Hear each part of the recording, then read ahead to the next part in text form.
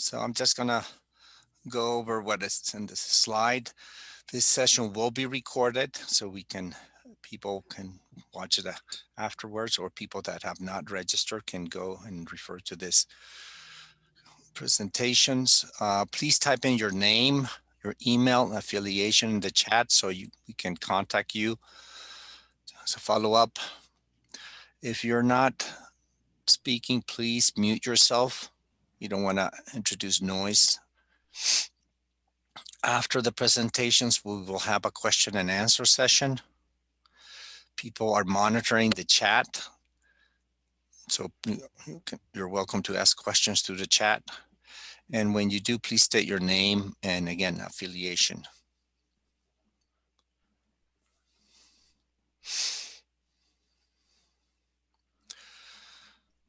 So this is a program we started not a couple of weeks ago, Peace Engineering and ECHO. And our goal is transform perspectives. This is a definition of peace engineering that was developed in November of 2018 when we organized the first Global Peace Engineering Conference as a joint event with IFES, GDC, and the School of Engineering at the University of New Mexico. This is the definition that we are following. And our goal is to change the mindset of all existing disciplines, not only engineering. It's not just about engineering. And we need to create new disciplines to address the global challenges.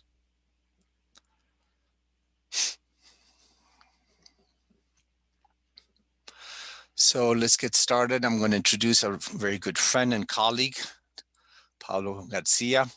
He's a former chief of staff of the director of the Sandia National Labs. And now he's a colleague at the School of Engineering at the University of New Mexico. Pablo, welcome, and the microphone is yours. So thanks, Ramiro. And as Ramiro said, I recently started working with Ramiro and team on pushing forward the agenda for peace engineering after working at Sandia National Labs for 34 years and retiring as the chief of staff. On this talk today, we're going to provide a couple of examples of some great work related to pandemic. A lot of work has been done by across many organizations in the world to address the current COVID-19 pandemic. And new approaches and new technologies have been brought to bear in very short order to speed up development of therapeutics, vaccines, and so on. And two examples of that is, for example, a team at Oak Ridge National Lab using the world's fastest supercomputer, Summit, to do gene modeling to understand the inflammation pathways that make the disease so difficult in some people. And by identifying those pathways, then the appropriate therapeutics can be developed or targeted to address what causes inflammation. Another great example is using data sciences, data mining, machine learning here at Sandia Labs to analyze tens of thousands of prior studies in coronavirus to find basically the needle in the haystack, the useful information from prior studies that can be relevant to understand the current virus. So many new approaches, being brought to bear. So today, as I mentioned, we'll have two talks. Each talk will be 15 minutes or so in duration. Dr. Kamil Agi from SensorComm Technologies will go first, and then Monear Makvandi and Finley from Sandia National Labs will go after. We ask all of you, first, make sure your microphones are on mute. If you have questions, send your questions on the chat. We'll be monitoring the chat, and we'll get back to you after the two talks so you can ask the question directly to the presenters or to anybody else.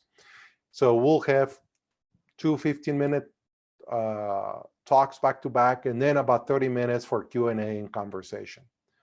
And with that, let me turn it over to Kamil. So to go first. Kamil, the floor is yours.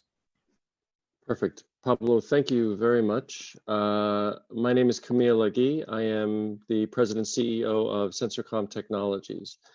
Now, if you can bear with me, we're always becoming rookies at screen sharing and Zoom. So let's see if this is going to work.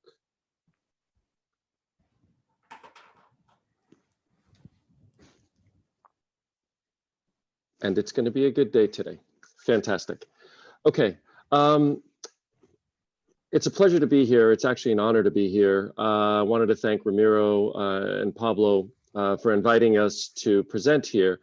COVID-19 has been just a bear to deal with. It started sometime likely in December, maybe even November. Then it started to get really bad. And then it became sort of this, we don't know what it is and who's responsible. And then it started to hit home, right? Where you started to know people who actually suffered through COVID, and then who actually got the disease and were actually dealing with this. All of us have friends. I have a close friend of mine who's actually a doctor in New York City, and he went through it. And the thing that resonated with me when we were kind of chatting back and forth is he says, you have no idea. He says, it's a war zone here. And he says, and I have to play God. And, that kind of an impact. And when I kind of pressed him a little bit about, what he was talking about, what he said is, I have to choose between who I care for. He says, I look at somebody and I say, okay, you seem okay.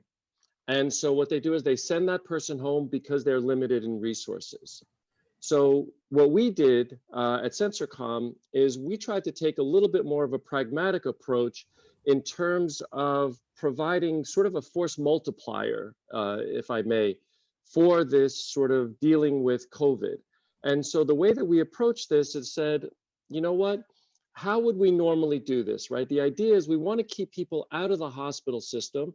So let's think about how we would take care of people at home.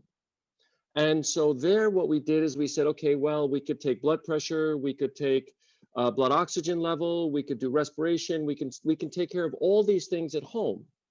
Had a conversation with my 80-year-old father and asked him what he thought about sort of monitoring himself. He's technical by nature, so he's data-driven. He said, I love the idea.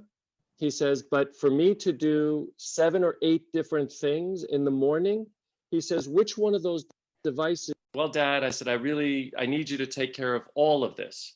So when he said, which device would you like against the wall?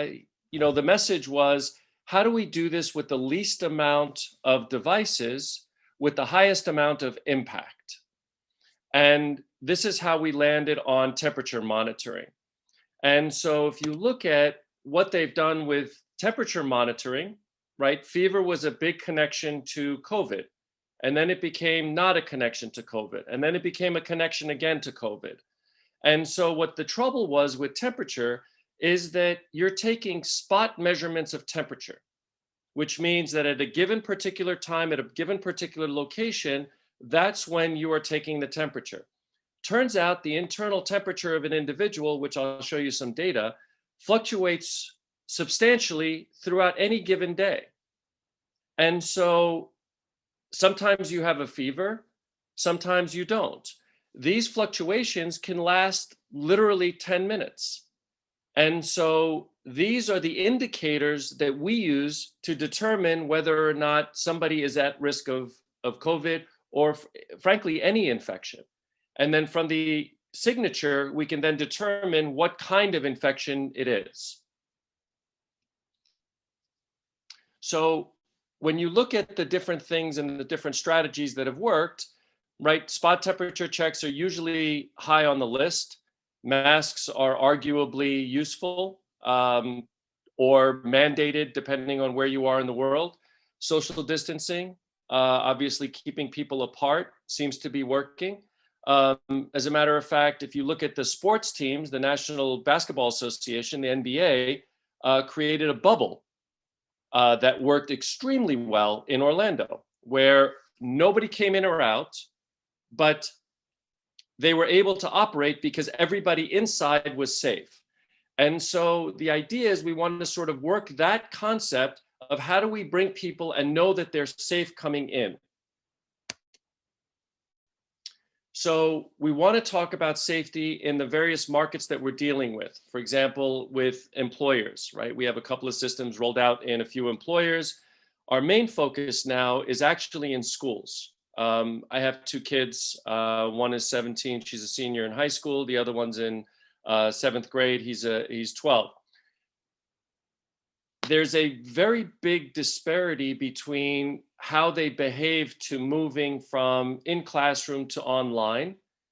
And so we're trying to get them back to normal. And in doing that, we really have to do this safely.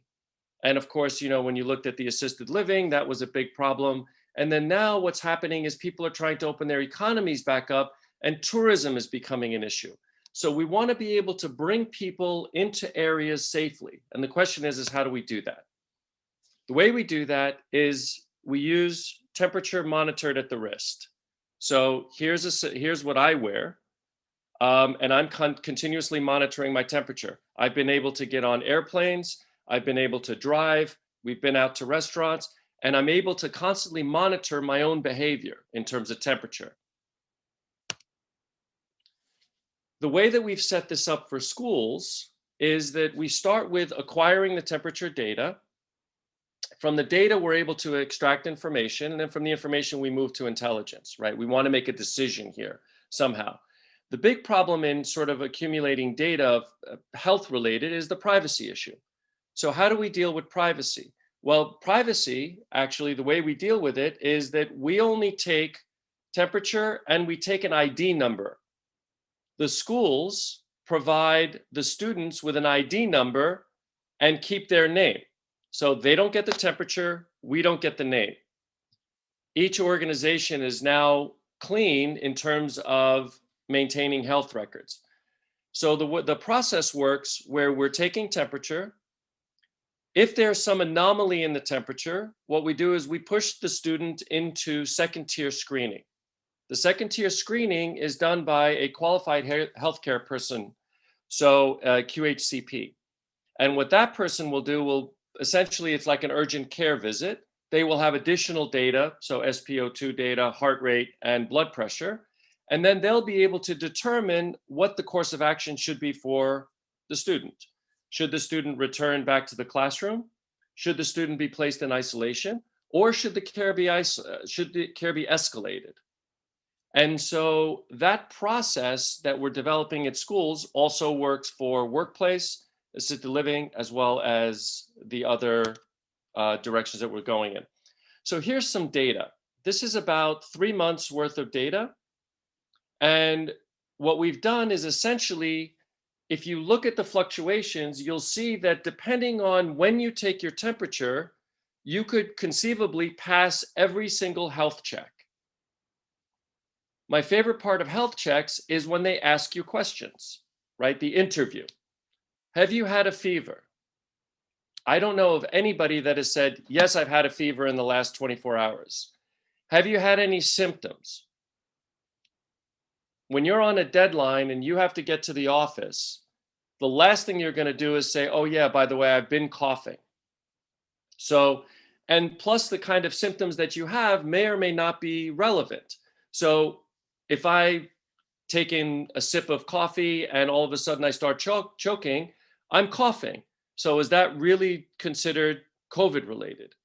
And so as we're starting to sort of drive this process, what we want to do is, and this is why we call it data-centric care, is that we really want to be looking at the data. So looking at this data, what you can see is there's kind of really tight levels that exist in the body. So it turns out that at the lower end, your body absolutely does not go down below a certain temperature. Anything below that ends up, you have significant complications. And that's the green dotted line that you see. The yellow dotted line is the upper level of where the body stays. So under normal conditions where you're at rest, not doing anything, that's kind of where the temperature fluctuates. And then what it does, it kind of goes up and above and ends up showing sort of, without actually triggering a fever, is that you end up increasing this, where you end up having situations where you have what we call unbound temperature. And then the red line above that is the fever temperature. Now, what we do different than what everybody else does is that we don't deal in population thresholds. So 98.6 and 100.4 in our world is irrelevant because, for example, my average temperature sits right around 97.6. I don't trigger 98.6, nor do I ever trigger 100.4, other than rare occasions. So if you look at the data, let's take a look at and what I'm talking about, unbound and bound temperatures. So the first couple of days, you could see very quickly that I could get to what my particular levels are. As you start moving over, you see a fever spike. It hits almost close to 101. Now, mind you, that fever spike is about 10 minutes. Comes down, there's a little bit of a fever spike that increases right around 100 degrees. For me, that's considered a fever. And it turned out that I had a stomach bug. And so first symptoms showed up after the second temperature spike. My temperature stayed unbound for about 5 or 6 days while my body is fighting the infection. And then it goes back to normal. And then I get these significant anomalies, right above, close to 105, 106. Maybe that's a measurement error, but it's real. And what you see is the temperature continues to be unbound, and then it goes back to normal. So what we're looking for in terms of signatures is when you start seeing these anomalies and then the behavior right after the anomalies. And these will trigger secondary screenings. So I've received 2 COVID tests throughout this whole process, both negative, but there are places where I was contagious. And this is a clear indicator. Now, is this going to work for 100% of the people? I've argued with multiple doctors that said, well, people will not wear a watch. That's okay. But if we can pick up 80%, if we could pick up 90%, we're going to have a significant impact on what happens on the outside. And so if you imagine what we're doing here is you start looking at a whole bunch of people in the population. What we're doing is we're finding and identifying the people that are at risk. So if we know who's at risk and we're able to take precautions, we're able to stop any of the flow of the disease, right? Or the spread of the disease. The system is quite simple. It goes from a smart wearable to a smartphone, separate box. We have multiple configurations. Goes into the cloud, we do the analytics, and then we provide the information to the QHCP. QHCP in schools could be a school nurse, could be a district doctor, could be a telemedicine doctor, however it's set up. So we're doing pretty much customized rollouts, so to speak, but they're kind of mass customized, so we know how to get through these pretty quickly. Now, the key to the whole thing is that, and this is where we tie back to peace engineering in the ECHO program, is that we developed this concept called the natural ecosystem. What we learned is that monitoring temperature in real time is not a solution. It's part of the solution. The next talk you'll hear is all about logistics side of things. You need that. Pablo alluded to numbers of other technologies and capabilities. There are RFID capabilities for contact tracing. All of these have to be brought together, and all these capabilities have to be brought together. And this was what we had developed actually for a slightly different concept, but it actually applies here, right? We were looking at sustained growth. This is at pandemic mitigation, right? So if you change the center there to pandemic mitigation, everybody has to participate. And so we just announced this week that we had selected a Philippine distributor for the system, for Data-Centric Care. And in the Philippines, we're actually implementing this and recreating this. we've created this in multiple locations. So for example, in Albuquerque, we have this particular concept working, and it's working pretty well. So it works for economic development, it works for pandemic mitigation, it works for sustained growth. And from our perspective, we're going to add a little bit more to the peace engineering definition, in that we want to talk about safe, ethical deployment of emerging technologies. And there is not a time other than now where ethical deployment of emerging technologies and the safe deployment of emerging technologies becomes extremely important. So with that, I hope I didn't run too far over. I will turn the floor back over to Pablo. Well, that was Thank you. perfect, Kamil. That was exactly 15 minutes. My timer just went off as you were wrapping up. So thank you. Perfect. Well, we're going to switch gears and go into the second presentation by Monear and Pat Finley. So all yours, Monear. Good morning, everyone, and thank you for the opportunity to present. We're going to talk a little bit, go back in time to talk about some work that Sandia did in response to the 2014 to 2016 West Africa Ebola outbreak, and talk about a little bit into how that might relate to some COVID-19 vaccine distribution planning and logistics. And then my colleague, Pat Finley, is also on the line to answer questions. So a little bit about myself. I'm an infectious disease epidemiologist by training. So a little bit of a rarity at a national lab. And so as we go through this, I joined the team to provide the epidemiology background and the sort of disease characteristics that were necessary for our response. And Pat and his team did a lot of the modeling and actual analysis.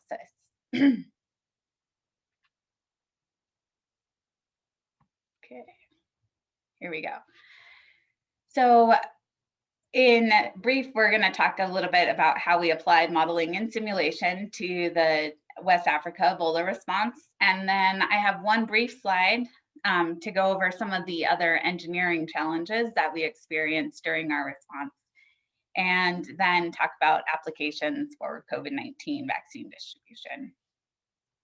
So to start off with the quote that may be familiar to some of you, all models are wrong, but some are useful.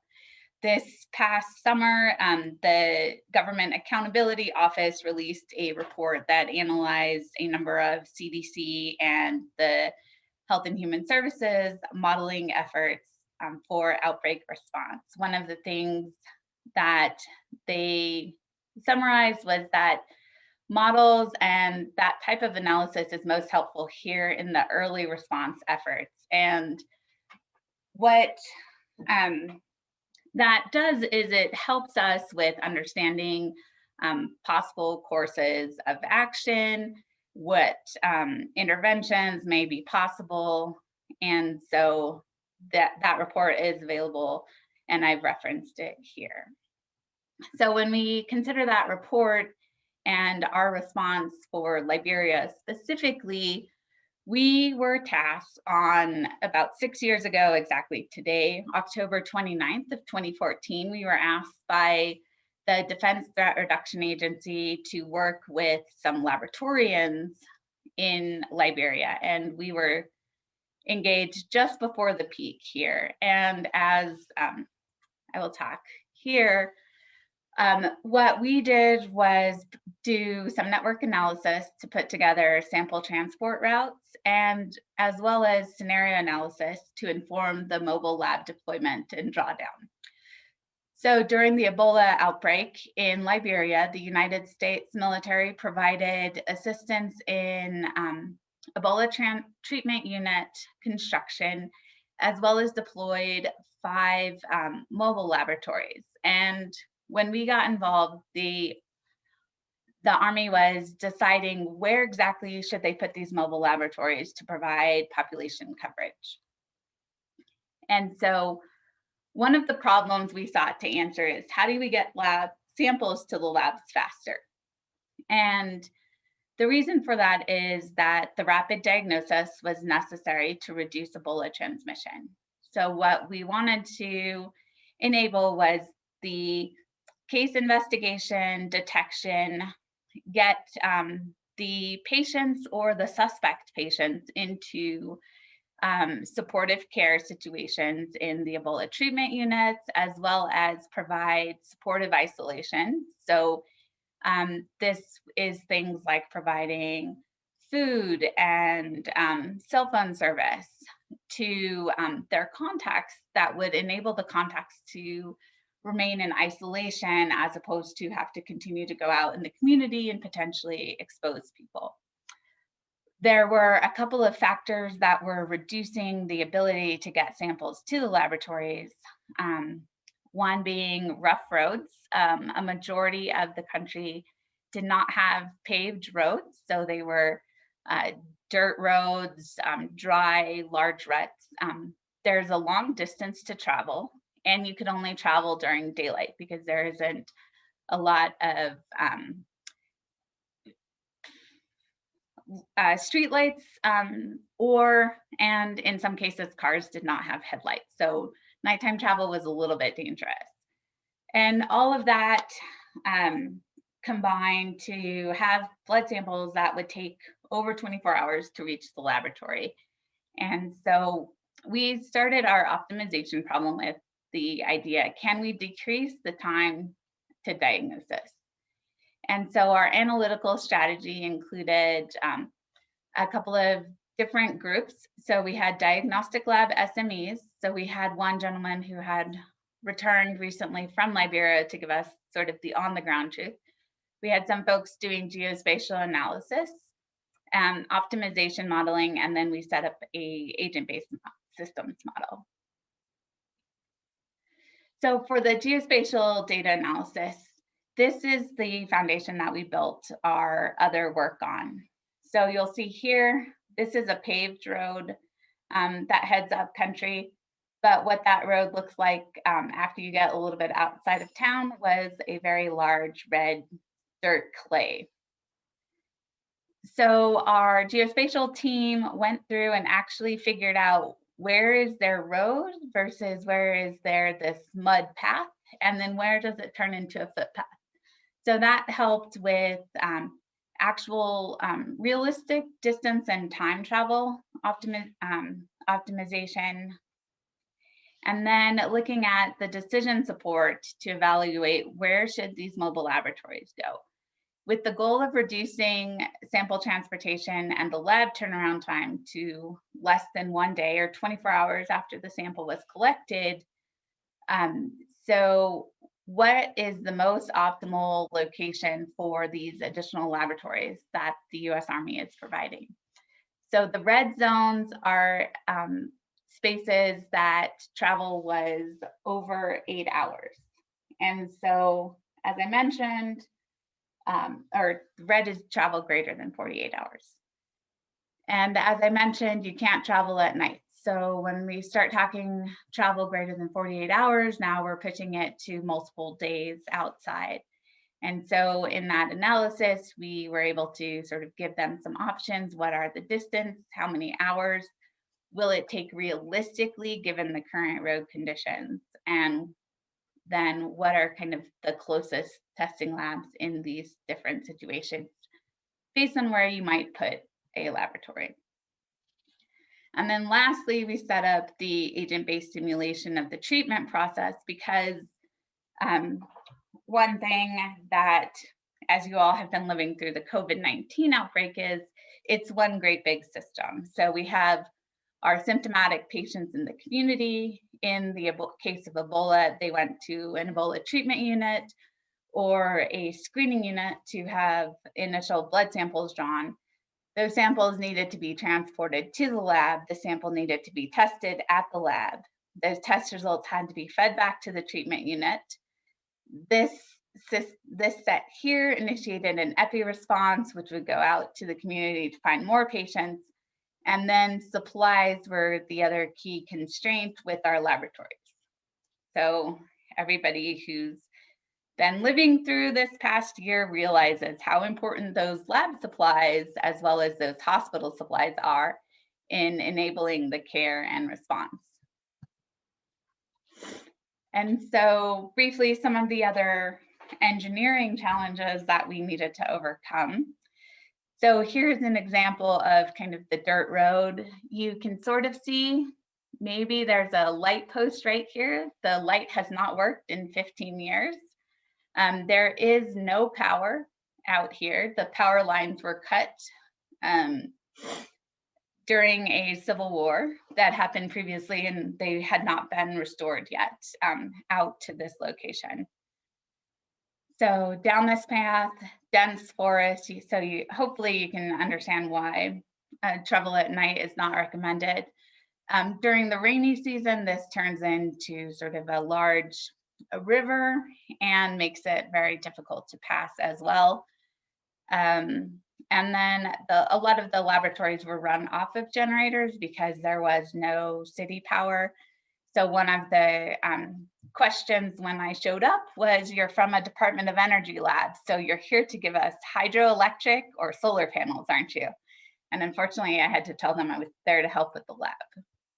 But in some areas, the reliable power remains a concern, especially as we talk about response. Cleanable lab surfaces. So laboratory surfaces are kind of made with what's available. And looking at here in the wall, this surface is tile with grout. So tile is a cleanable surface, but there are different concerns about possible contamination of the grout that you cannot actually clean. So having those materials available that are sort of designed and intended to be placed in laboratories is more ideal. And then they use solar powered refrigerators in a couple of instances where they had very unreliable power. So to jump forward to looking in the future here, some characteristics around vaccines that are going to be relevant to distribution problems is, what is the type of vaccine? So there were over 100 vaccines that started out in phase 1 clinical trials and looking at, is this efficacious? And now they're moving into actual phase 3 trials, which is human subjects testing, as well as preparing for licensure. The WHO has issued some guidance criteria as far as how should you pick a vaccine. They give points for the safety profile, the efficacy, the stability, the ability to actually implement the vaccination program, and how available the vaccine will be. And so for people looking at optimization problems within countries of how do we actually select from the large amount of vaccines available, these are the criteria that WHO recommends using. And sort of where we are today, this week, there are 10 vaccines currently in phase 3 trials and no vaccines approved for use internationally. And based on the WHO data, you can see this map here showing where a number of some of the clinical trials are currently. And then going back to vaccine distribution as a problem, some of the standard industrial engineering problems looking at transport consolidation and the sourcing country, inbound transport, so planes, trains, automobiles, and then customs and regulations, so the ability to fast track and acceptance of shipments and how they get routed through to vaccine depots, if there has to be a quality check before they're released. One of the other major problems will be around warehousing, so making sure the storage capacity is there, that it has the appropriate inventory tracking system set up, that there is the ability to maintain cold chain, as well as then sort of the last mile distribution. And in Liberia, during the Ebola outbreak, one of the problems we worked on was that last mile distribution. How do you get a sample from an individual in a rural area to a laboratory in the main city? And so this will be sort of a reverse problem. How do you get a vaccine from the main city out to those individuals living in the rural areas? And then one of the big outcomes from the Ebola outbreak was this focus on using and conducting operational research. And the first article here is a paper that Pat was a co-author on, looking at using geospatial analysis to monitor spread of Ebola in a quarantine village. So hopefully I did not take too long, and thank you all for your time. So I haven't seen any questions coming on the chat. So please take a few seconds and send your questions, or maybe just raise the hand here on Zoom, and I can get back to you. But maybe while we wait, question for Kamil. Kamil, you mentioned that you already deploying some of these systems in a few areas. Can you share maybe some of the kind of lessons learned and findings as you're trying to cover more and more population? Absolutely, Pablo. So number one is 8-year-olds hate anything on their wrists. That was sort of a big one. The older kids are better. Our ability to do a rollout plan actually starts at the faculty and staff and then into the students. We found that to be most effective. And then the other big latest learnings is the fact that we've created a protection layer around the school. We learned this week that the protection layer around the school may not be sufficient enough because bus drivers who are bringing the kids to school are contracting COVID. And so now kids are exposed on the buses. Now we have to push the protection layer out even further and have this sort of mobile protection layer, because we can't protect the house, but we have to start at the bus. Mm-hmm. It's a horror show. It's an absolute horror show. Thank you. And maybe a question now for Pat. Hey, Pat, the modeling technologies that were developed or used for the Ebola outbreak, are you guys currently looking at COVID-related modeling directly? Yes, I think that's one of the legacies of the quick turnaround work that we did in Liberia and then subsequently in Sierra Leone. Is the idea, two ideas. Number one is what Monear was speaking to in terms of the very short amount of time that you have available to actually make a difference. And then also kind of the kind of countervailing issue having to do with these are very complex systems. And how do you actually attack that type of situation where you have to move quickly, but you also need to be aware of the systemic issues involved? And I think the lessons we learned there that we have since been applying to COVID, both in terms of resourcing facilities, healthcare facilities, and also some work on vaccine distribution here in the U.S.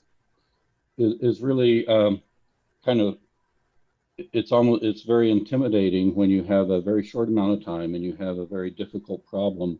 What we think worked really well in Liberia was really focusing on a single problem that is high impact and that can be solved, and being able to kind of turn out very quickly, you know, this is the best answer that we have so far, and then working very closely with the people on the ground, such as Monear and her team, who actually flew over to Liberia to be able to give us that close communication, and really listening to what's needed by the folks on the ground rather than what we as scientists think is really important research that needs to be done, realizing that that can come afterward, but it's really delivering what's there.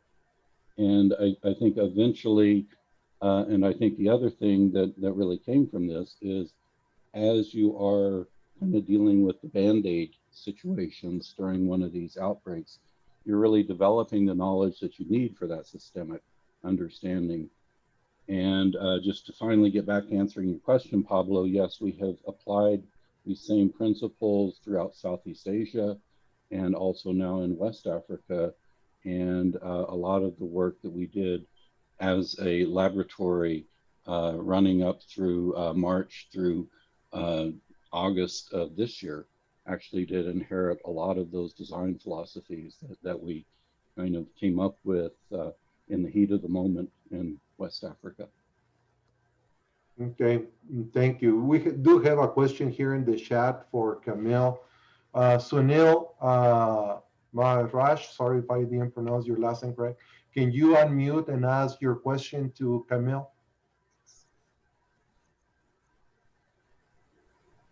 Thanks, Kamil. I hope you can hear me.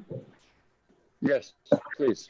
Yes, yeah, thanks for this. I am from South Africa, from Pretoria, South Africa. And of course, we're very interested in this project because, of course, we're also looking at kind of creating this kind of data center and to control and manage basically this kind of pandemic.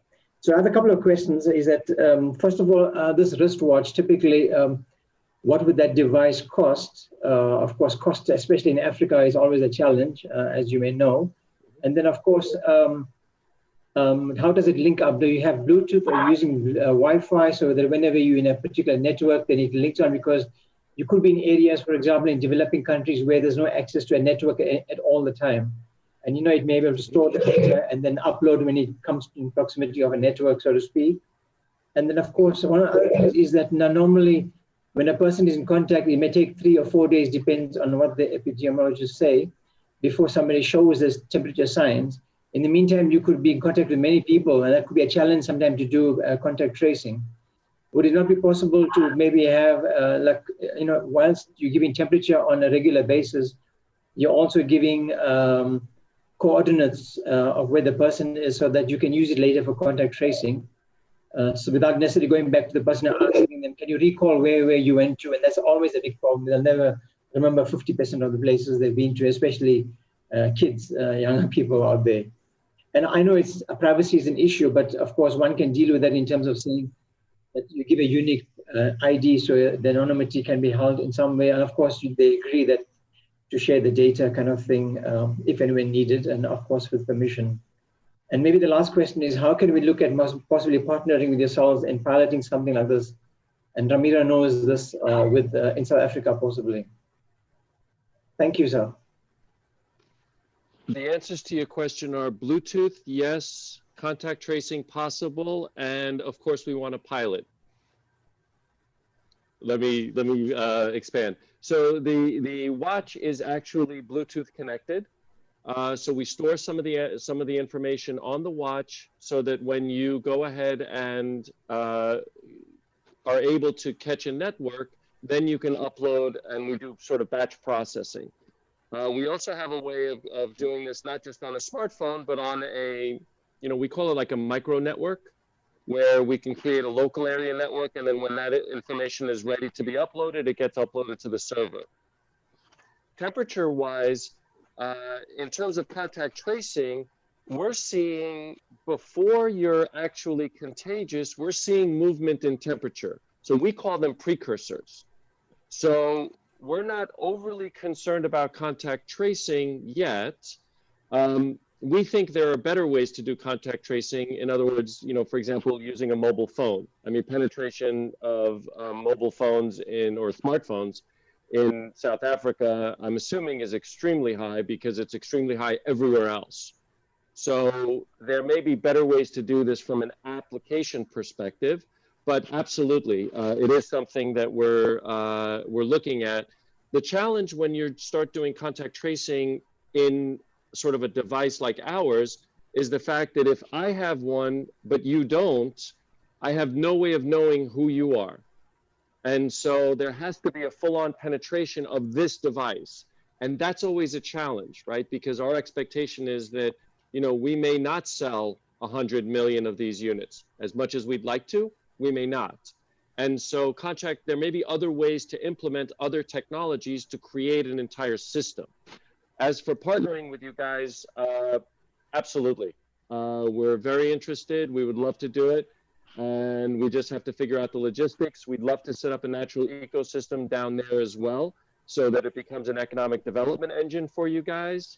For sure, we'd love to continue the conversation. Great questions, by the way. Thank you. Thanks. Thank you. And I think Ramiro could be our link. Thank you. For sure.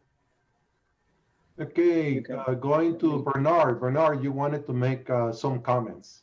Just a few remarks, and I want to thank Kamil and Monear for your excellent presentations. My remarks are about the need to approach the problem from a systemic point of view. That it's not obviously a linear silo type of approach that needs to be done. But I think the second one, which I think is really more important, that came across very well in your presentations, is the need for capacity and capacity building at the same time as we approach, the relief of COVID and Ebola. If there's no capacity at the beginning, even before the crisis, then it's likely that the situation is going to get worse.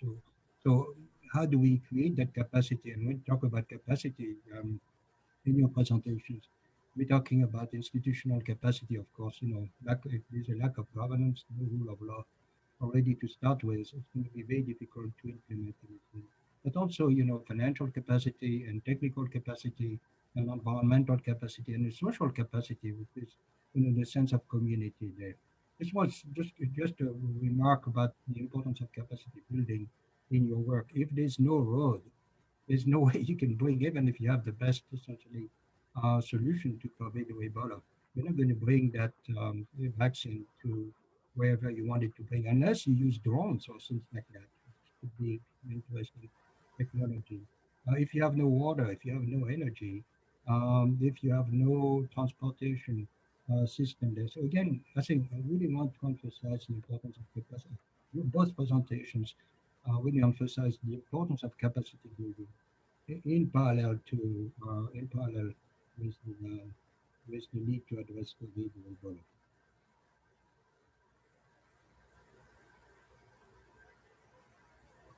Kamil, any response or additional comments?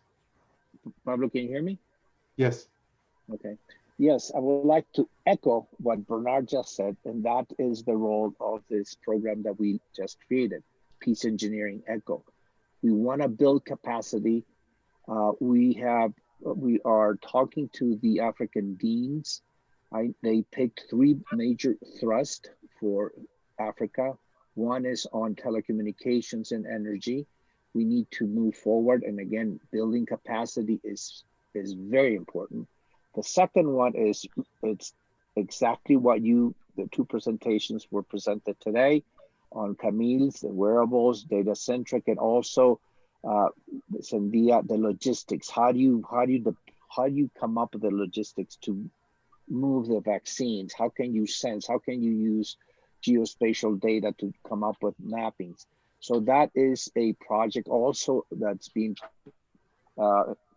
pushed by the deans. And the third one is, and Bernardo already mentioned, is water treatment, water also disinfecting, waste management.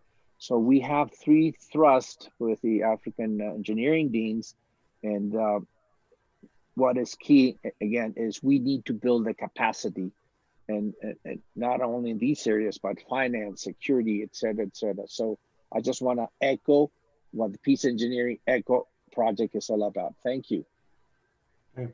Thanks, Ramiro. And we have an additional question from Professor Obiasi, President of the African Engineering Deans Council. Would you want to unmute and ask your question?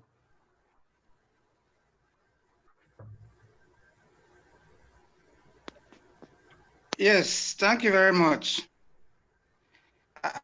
My question is directed to the first presenter. Can you hear me? Yes. Professor, nice Okay, to see you again. Please. okay. How are you? Good, thank you. I'm saying that there are microcurrents in the human body. Is it not possible to use those microcurrents to correctly determine and monitor the internal temperature of the human body? That's the question. So I am not a doctor. I try to play one on TV.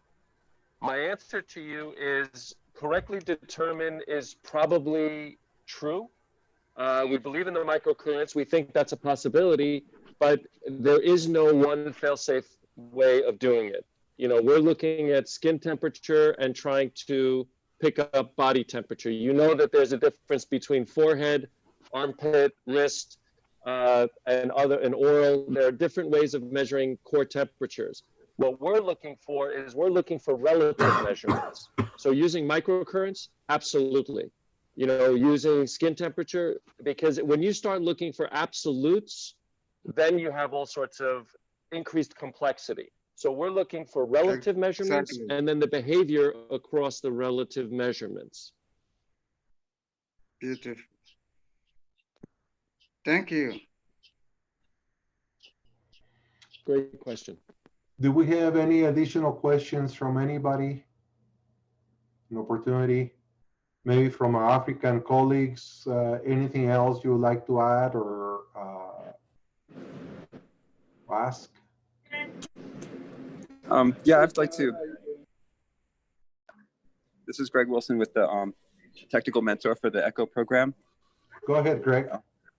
Yeah, I was curious about when it comes to relative measurements, there's a lot of information available, data diagnostic around movement of the person, not just locational, but you know, relative disturbance of the gyrometer on the phone, things like that. I just wanted to comment that seems like a useful metric. Okay. So Greg, thank you. It's a great comment. We're right now focusing on temperature, but we're also looking at SpO2 heart rate, simultaneous measurements, and then bringing in movement on top of that so that we know how to do the correlations. You're spot on, 100% spot on. Thank you. Thank you so much. Anybody else?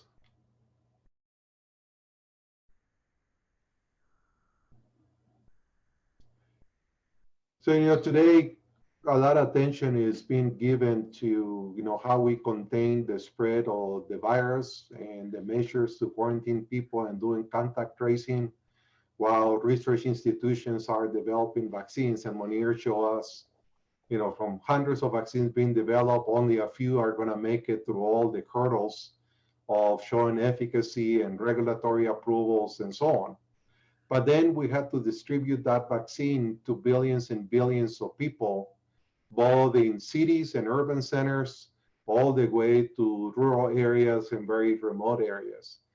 And the flow that Monear showed, right, highlights some of the complexity on making that happen in a matter potentially of months or a year to try to get to billions of people. Not only are the vaccines are going to be somewhat different to each other, it's not a single vaccine, one size fits all. You're going to have multiple vaccines with different medical technologies embedded in them, different constraints that the vaccines are going to have in terms of their life, refrigeration needs, potentially the need to apply a booster in some of them, vaccines that may work better in certain populations based on age or ethnic backgrounds. So you're a health minister in a country or a region, and you're trying to make determinations of what vaccines will work better for the population in your area. It's going to be a very complex problem, let alone the transportation issues of getting the vaccine from the port of entry to that country, to the warehouses, through the last mile, like Monear said, and potentially the security issues associated with vaccine distribution, especially the vaccines are in short supply at the beginning, and there is more demand than vaccines, and that potentially can lead to chaos and security constraints. So any comments from anybody on thoughts on how to model or understand that at the local level so that policymakers at the regions and the countries can make and start planning today for what will work best for them? So I just open the floor for any comments or questions. So Pablo, this is Kamil. Let me make one comment on there's a sort of a 900-pound gorilla that's in the room, or maybe it's an elephant. And that is that we really need to be focused on individualized medicine, right? It doesn't make any sense that I take an Advil and my wife, who is a female, weighs half as much as I do, takes the same dose. So these are kind of the early steps, and I think you've hit it on the head with the vaccines. Is that certain people are going to require certain types of vaccines that are going to be more effective. So the idea is to kind of take the steps towards personalized medicine, and that's where we are. Is that we're providing individualized data, and then from the data now we can build on that. So great comment, absolutely great comment. Anybody else? We have a couple more minutes before we wrap it up. Yes, Pablo, it's Sunil again from South Africa. So I think what you pose is a very interesting optimization and supply chain management issues and challenges. And I think we would also keen to work on that, because we have worked on similar kind of things in what we call metros here for different kind of applications or projects, particularly in terms of waste pickup and that kind of things, where we looked at optimizing route plannings and of course that kind of stuff. And I think the kind of issues you brought up in terms of mapping the geospatial and looking at optimized ways of delivering and returns and so forth, I think that would be something very, very interesting project that could also be looked at with the ECHO project, or within the ECHO project, because I think it's relevant. And it's nice to plan ahead so that when the vaccines are available, all these kind of research and plans and tools are available to hit the road running, so to speak. Thank you. Thanks, Anil. Anybody else? Ramiro, any final words? Can you hear me? Yes. Okay. Well, I want to thank everybody for participating in this event. It's very timely topics that we need to start addressing. So I encourage for African colleagues to let's continue to push this forward. We need to reach out to other parts of the world. I guess the next would be Latin America. And like I want to echo what Bernard said, it's about capacity building, and also Sunil, let's engage separately and let's start working on these projects. I'll be your contact between Kamil and Sandia, and also Pablo is part of the UNM Peace Engineering team. So we will be more than happy to work with you. So everybody, thank you so much for your participation today. And we will continue this Peace Engineering Echo every 2 weeks with bringing different topics that are relevant and important to address these global challenges. Thank you. And thanks to Kamil and Pat and Monear for presenting, some thought-provoking activities. One of the goals of ECHO collaborative sessions is to share knowledge. And clearly we've done that with the presentations today and the conversation. Thanks everybody for joining us, and we'll see you next time.